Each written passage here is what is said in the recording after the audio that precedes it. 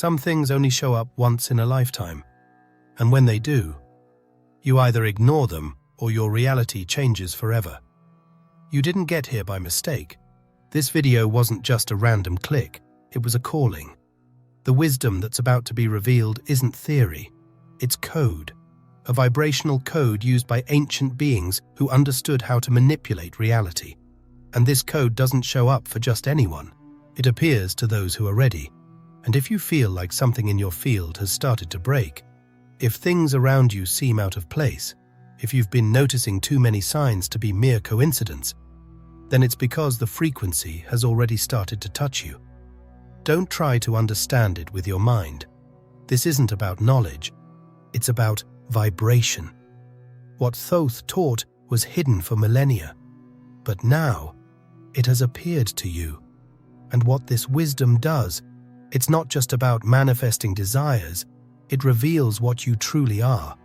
And when that happens, there's no going back. Stay with me until the end, because what you're about to discover will never leave your field. The soul attracts what it secretly cultivates in silence. What has been activated now will begin to move. But before you understand exactly what's moving, it's necessary to understand one thing. This knowledge that's about to emerge within you isn't new. It wasn't invented just now. It wasn't created by any new age, nor by internet gurus. This knowledge is ancient, extremely ancient. And for that very reason, it was silenced. Imagine a wisdom so powerful that it could free any mind from the invisible prison that rules this world. Information so transformative that, if it were freely available, no structure of power could remain standing. That is exactly why it had to be hidden, but not buried. It was sealed, protected, hidden within ancient traditions, passed down orally, in codes, symbols, and practices that required more than curiosity. They required vibrational preparation. This knowledge circulated in the hands of Sufis, Kabbalists, Rosicrucians, and not because they wanted to monopolize the knowledge, but because they knew this wisdom couldn't be given to someone who still lives as a slave to their own mind. These groups were called occultists, esoterics, heretics, because they dared to say that the power is not in the sky nor on earth, it's in you, and that when you access this power, you become uncontrollable. And the system fears that. History has always been written by those who held the power. And everything that posed a risk to the established order was labeled as dangerous, cursed, or improper. But what few realize is that this danger was never external. The real danger was in spiritual autonomy, in someone realizing they don't need to be saved, that they are already free, that they can shape reality from their own vibration. That's what the ancient Sufis tried to teach with their spiral dances, connecting the body to the energy of the universe, breaking the veil of duality through movement. It wasn't art, it was sacred technology. That's what the Kabbalah preserved in its enigmatic diagrams, like the tree of life. Each sphere, each path, an internal map of how the soul descends into matter and then ascends again, carrying the brightness of the One. That's what the Rosicrucians hid beneath hermetic symbols, where the rose blooms at the center of the cross, the spirit awakening in the midst of the pain of matter, remembering that even crucified, the sacred does not die. This knowledge was not kept out of fear of the people, but out of fear of manipulation. Because a misunderstood truth can be turned into a weapon, and a tool of creation in the wrong hands can become a mechanism of domination. And that's why the wisdom of Thoth was silenced. Thoth, the scribe of the gods, the one who didn't speak of belief, but of frequency. The one who didn't impose doctrine, but left codes. Codes that only open when the soul is vibrating at the exact point of remembrance. And now, that point has been touched in you. You may not have understood yet, It may seem confusing, dense, even absurd, but that's because your mental field is still trying to interpret something that can only be understood vibrationally. This isn't about memorizing, it's about recognizing. And that's what begins to happen when this kind of wisdom touches your field. It doesn't ask for permission to be understood. It simply resonates. And when it resonates, it activates. And that is exactly why this technique had to be hidden for centuries. The first sign that you are ready. Because it doesn't depend on words. It's not transmitted like any regular teaching. It needs to be recognized, as if it were already inside you, just waiting for the right moment to emerge, not with noise, but with silence. You know what I'm talking about, even if your mind still can't put it into words. It's that feeling of having heard this before, even without ever studying it. A kind of memory that didn't come from childhood or from school. It came from a deeper place, a place where time doesn't pass like it does out here, where everything simply is. That's the first sign that you're ready. Because this wisdom doesn't knock on the door of someone who's still trying to prove something. It only shows up when the field is open, when there is inner space, when the noise of identity begins to dissolve and, even if quietly, the silent question arises, what if everything I thought I knew wasn't the center of truth? From this point on, it's no longer about searching, it's about listening, about feeling what's already vibrating inside. Because the whole body responds when truth appears. The mind doubts, but the field vibrates, and it's in that vibration that everything begins. You don't need to know how to manifest anything, and maybe that's the biggest mistake of those who seek, wanting to control the process, forcing the result, visualizing as if reality were a wish-fulfilling app. But that's not how the field works. Human consciousness doesn't create through effort, it creates through frequency. And that's why real manifestation isn't about asking. It's not about listing wants or repeating phrases like automatic mantras. It's about aligning your field with the original field. And that doesn't happen on the level of ideas. It happens on the level of vibration. You are a receiver. You always have been. Since birth, you've been absorbing everything around you. Sounds, shapes, emotions, thoughts, energies. You capture, record, respond. Even when you think you're in control, it's your field reacting to the collective field, to family memories, inherited traumas, to stories you don't even remember where they came from. And all of this forms your reception code. That's why two people can be in the same situation and have completely different outcomes. It's not bad luck, it's frequency. And frequency comes from the field, not from words. This field is like a radio station that never stops transmitting signals. Only instead of music, it transmits reality. Your external life is the direct reflection of the frequency you emit unconsciously. You don't have to consciously want something. If your field vibrates scarcity, you attract scarcity. If it vibrates fear, you attract what reinforces that fear. But when the field starts to vibrate consciousness, something changes. You begin to notice the patterns. You begin to see that what seemed random was actually being generated by you all along. Not on the level of ego, but on the level of vibration. It's at this point that you stop living as a victim of circumstances, and you begin to understand that everything, absolutely everything, is organizing itself based on your energetic signature. But that reception is still passive, and the secret lies exactly in how to reverse that.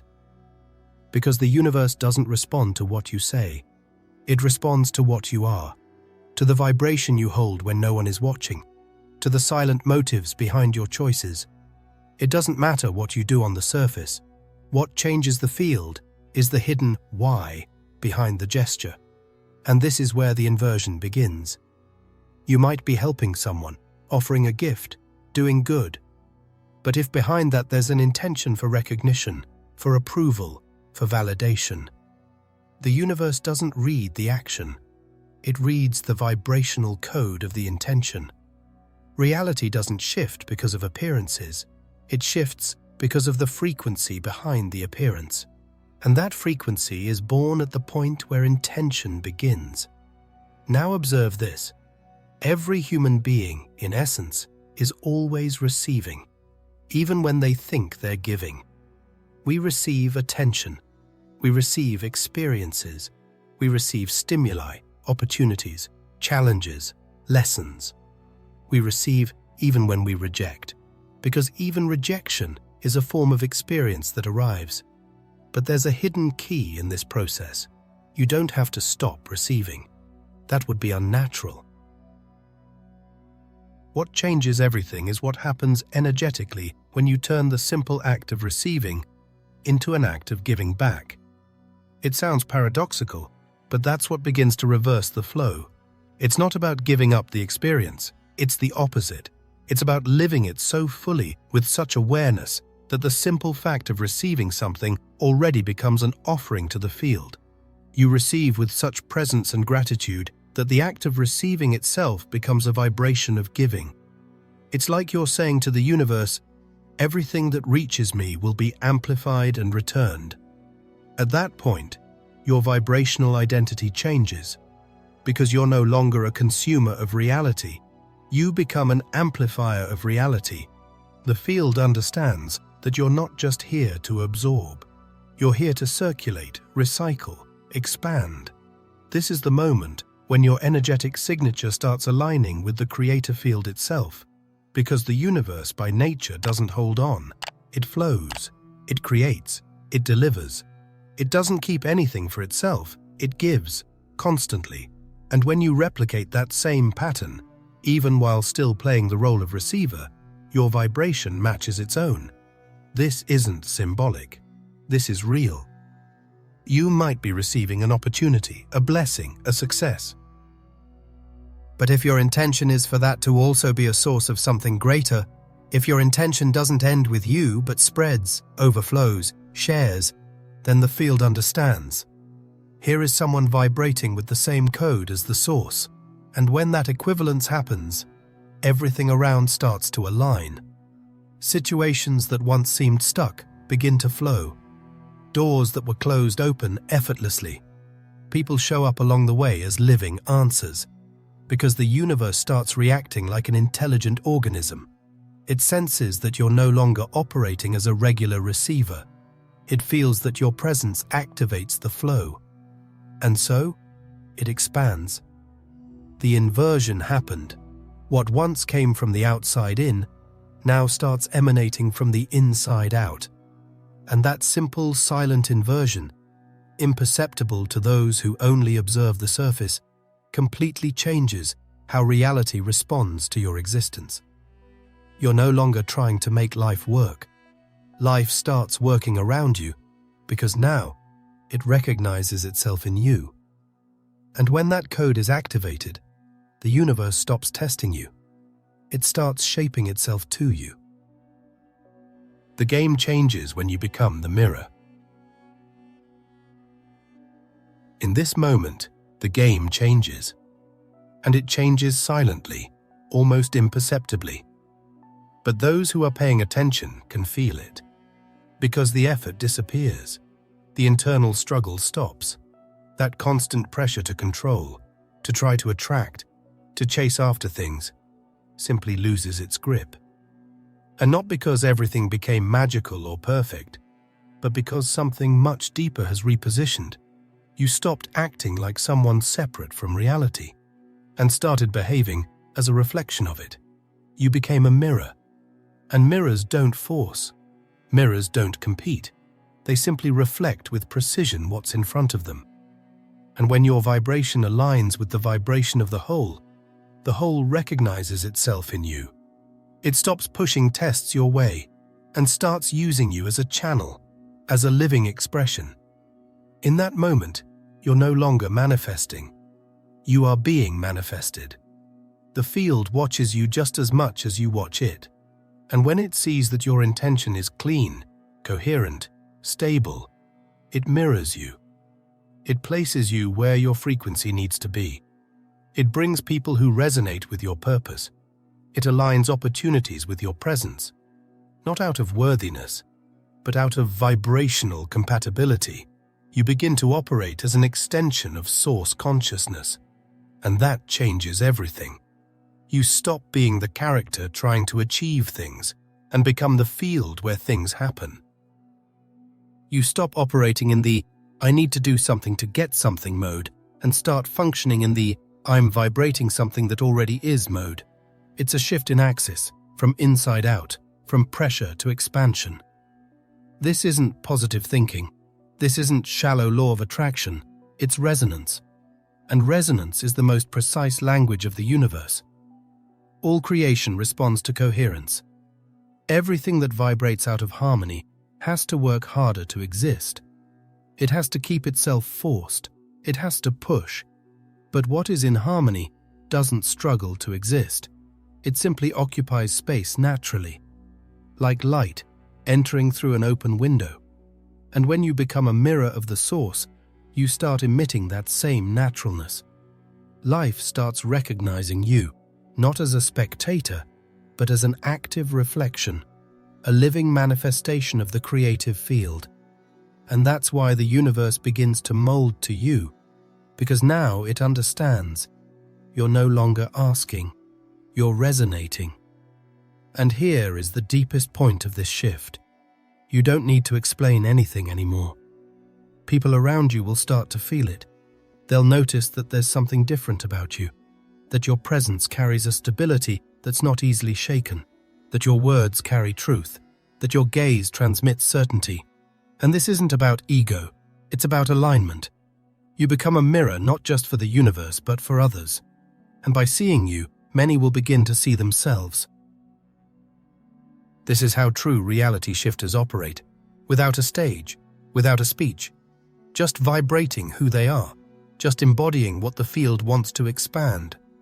But this circuit is still incomplete, and what's missing is the most challenging point of all. Because it's not enough to vibrate like the source. You need to remain whole in the face of what tries to fragment you. Every powerful energy carries a price.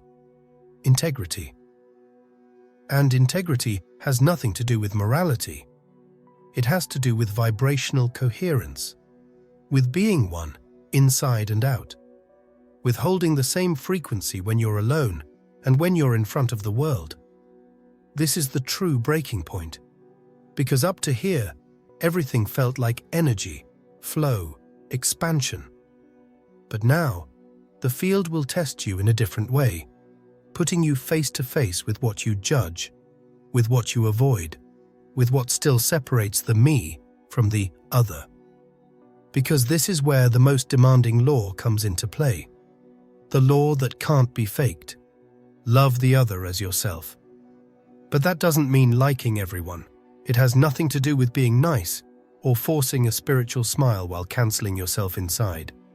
Loving the other as yourself is recognizing that they are you, literally, not philosophically, vibrationally, and that changes everything. Because when you understand that the other is just an extension of the same field that manifests you, you can't keep the masks on.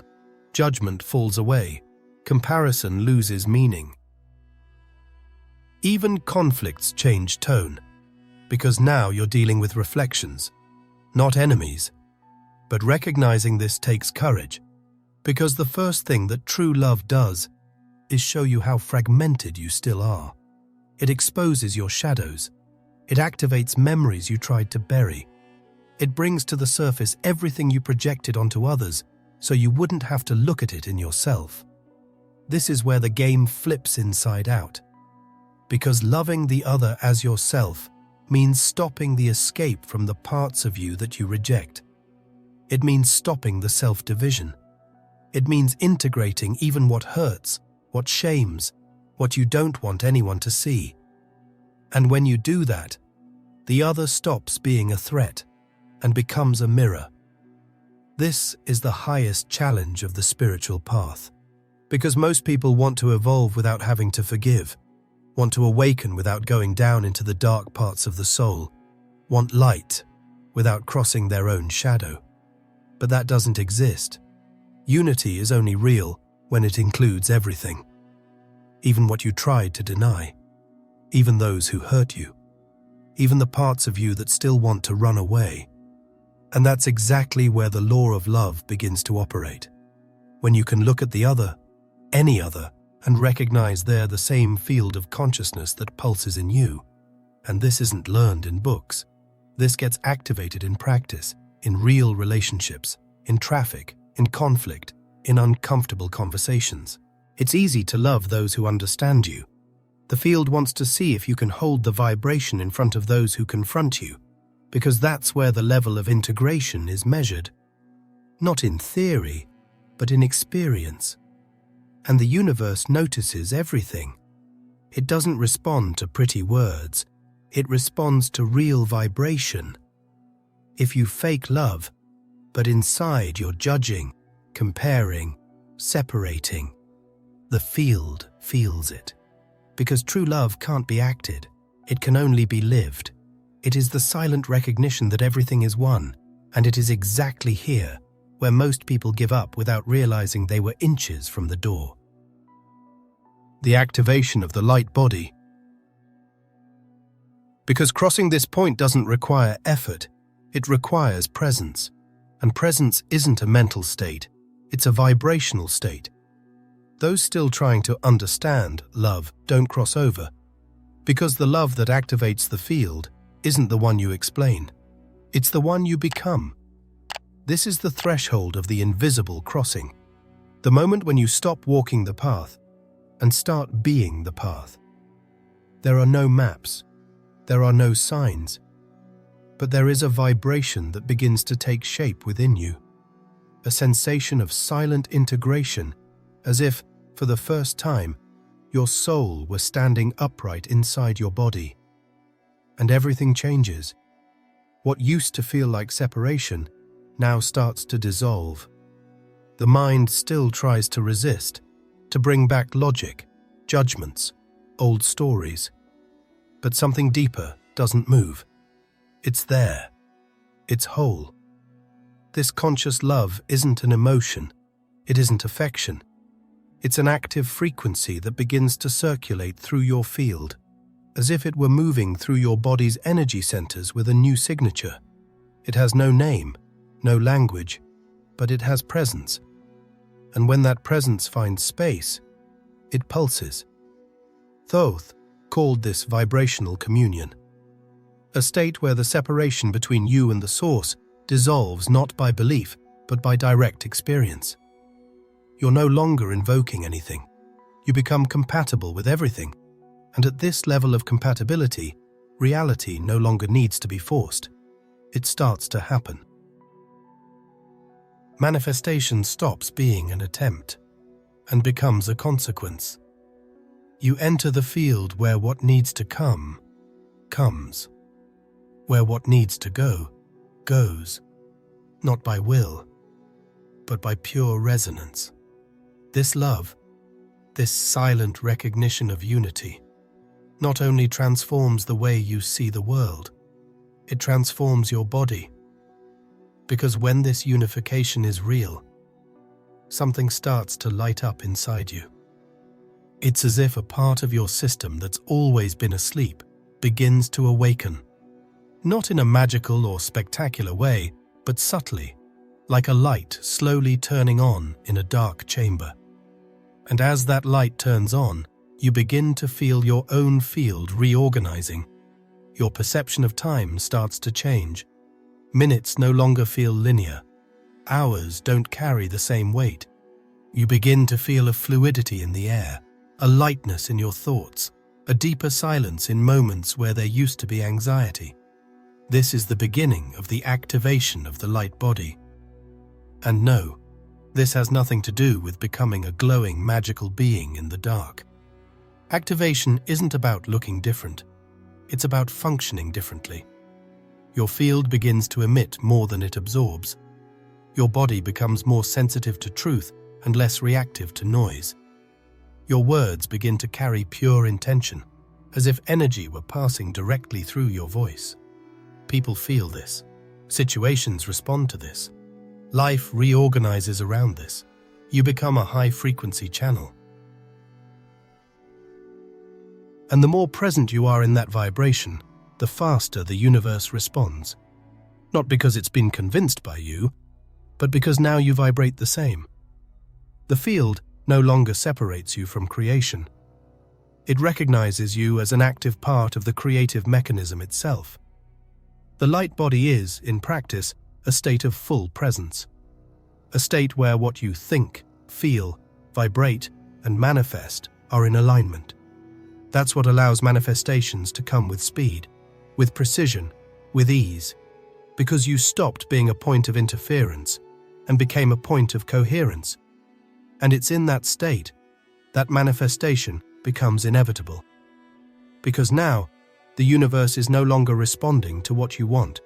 It's responding to what you are. This is the final shift, the fine line where everything starts to reorganize without effort, without visualization, without negotiation. You don't ask, you vibrate, and the field responds. It's at this point that the universe bows, not out of obedience, but out of recognition. Your presence becomes a vector, a pure emanation of vibrational coherence. And coherence is the sound reality respects the most. It's as if, suddenly, everything that once resisted starts to open up, not by miracle, but by tuning. You become the center of a magnetic field that doesn't attract by force, but by integrity. Nothing needs to be pushed anymore. What comes, comes because it's ready to come. What goes, goes because it has already served its purpose. Life starts to move you with almost absurd precision. People you never expected reappear. Ideas come out of nowhere. Situations converge. Time seems to conspire. The mind tries to understand, but it can't. Because what you've accessed now is another level of intelligence, synchronicity. And synchronicity is when the universe stops testing you and starts using you as a tool for expansion. You became a field within the field. And all of this happens because you activated what almost no one activates in this life. Because while many keep trying to force the flow with techniques and formulas, you went quiet. And in the silence, you returned to the original state. The state Thoth taught, but that few had the courage to live. Now you no longer need to create reality through effort, because you are reality in expansion. And this is where the journey closes, but not as an end, as the beginning of another state of existence. Now you don't manifest out of desire, you manifest from identity. There's no more space for trying to make it work. There's no more doubt about whether it's going to happen or not. Because what you manifest now isn't separate from you. It's just the visible extension of what you've become inside. You became conscious field. You became frequency with form. The universe, which once seemed inconsistent, now spins with precision around you. Because you're no longer out of rhythm. You're beating with the same pulse as creation. There's no more anxiety. No more comparison. You don't need to chase anything, because what is yours presents itself. What belongs to you vibrationally finds its way to you, and what doesn't simply doesn't sustain. And all of this was born from two silent movements: receiving as one who offers, loving as one who recognizes. These two gestures are not techniques, they're reconnections. They're living codes that align your field to the original field. And that's why they don't give you power. They return you to the point where you are the power itself, the point where reality starts to happen through you, effortlessly, without noise, without ego, the point where creation recognizes you as part of it. Thoth's most powerful wisdom appeared to you, and now that it vibrates inside you, there's no turning back. And if you've made it this far, it's because something inside you has already started to awaken. So write in the comments, "I received the code." That will be our secret sign, a vibrational recognition among those who are already accessing this wisdom. And before you go, pay attention. I've prepared a special video with the direct continuation of this journey. It's already on the screen now. That's where we're going to meet again. Click on that video and meet me there, because the field is already open and you've already begun to cross.